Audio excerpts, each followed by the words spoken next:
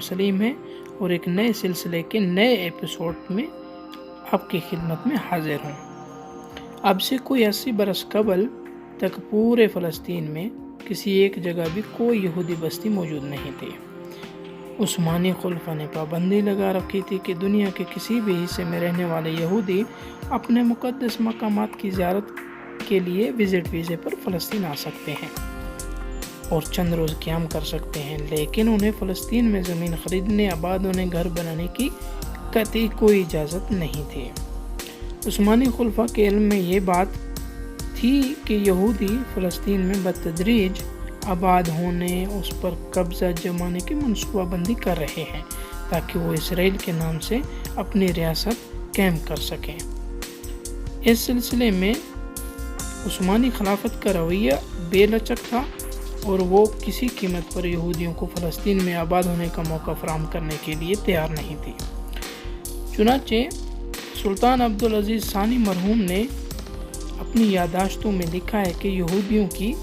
عالمی تنظیم کے سربراہ ہرتزل نے متعدد بار ان سے خود ملاقات کر کے اس خواہش کا اظہار کیا کہ وہ فلسطین میں زمین خرید کر محدود تعداد میں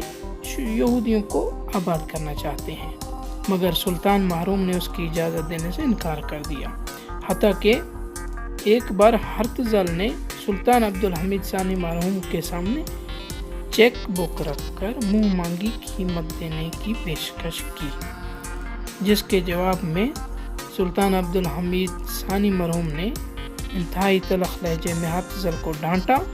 اور اس سے کہا کہ میری زندگی میں ایسا نہیں ہو سکتا،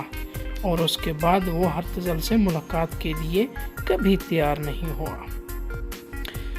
سلطان عبدالحمید ثانی مرحوم کے خلاف اس کے بعد تحریک چلی اور انہیں خلافت سے معزول کر کے نظر بند کر دیا گیا۔ انہوں نے اپنی یادداشتوں میں یہ بھی لکھا کہ ان کے خلاف ترکی میں چلنے والی تحریک اور ان کی معزولی میں یہودیوں کا ہاتھ تھا، اور انہیں خلافت سے معزولی کا پروانہ پہنچانے والوں میں ترکی کی پارلیمنٹ کا یہودی ممبر بھی شامل تھا۔ 1920 میں خلافت عثمانیہ کے خاتمے کے بعد فلسطین اس کی عملداری سے نکلا تو اسے برطانیہ نے اپنے کنٹرول میں لے لیا، اور برطانیہ کے گورنر کی زیر نگرانی یہودیوں کو فلسطین میں آباد کرنے کا سلسلہ شروع ہو گیا۔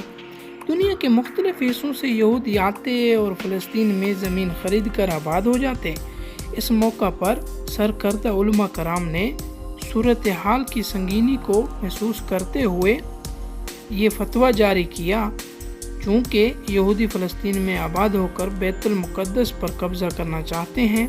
اور اپنے ریاست قائم کرنے کے خواہش مند ہیں، اس لیے یہودیوں پر فلسطین کی زمین فروخت کرنا شرعاً جائز نہیں ہے، اور فلسطینیوں کو چاہیے کہ وہ اپنی اراضی یہودیوں کو فروخت نہ کریں۔ اس فتوے کے سلسلہ میں اگر آپ قارئین مزید معلومات حاصل کرنا چاہیں تو ایک کتاب ہے بوادر علی نوادر مولانا اشرف علی تھانوی کی، اسی موضوع پر خود ان کا تفصیلی فتویٰ موجود ہے، اسے ملاحظہ کیا جا سکتا ہے، مگر علماء کرام کی یہ مہم کارگر نہ ثابت ہوئی،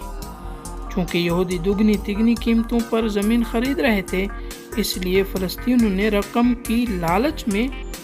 علماء کرام کے فتویٰ کو نظر انداز کر دیا۔ اور یہ بات بھی حقیقت ہے کہ ہمارے نبی رسول اللہ صلی اللہ علیہ وآلہ وسلم کی ایک حدیث ہے کہ ہر امت کا ایک فتنہ ہوتا ہے، میری امت کا فتنہ مال ہے، یہ بات ثابت ہوتی ہے، اور جس کا نتیجہ آج پونا صدی کے بعد سب کے سامنے ہے کہ فلسطین کے بیشتر علاقوں پر یہودی قابض ہیں۔ اسرائیلی ریاست نہ صرف قائم ہو چکی ہے بلکہ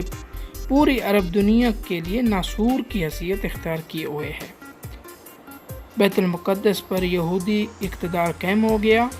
فلسطینی خود اپنے ملک میں بے وطن تصور کیے جا رہے ہیں، اور جو لوگ فلسطین چھوڑ کر باہر چلے گئے ہیں ان کو یہودیوں اور ان کے سرپرستوں نے پوری دنیا میں ان کا جینا بھی حرام کر رکھا ہے۔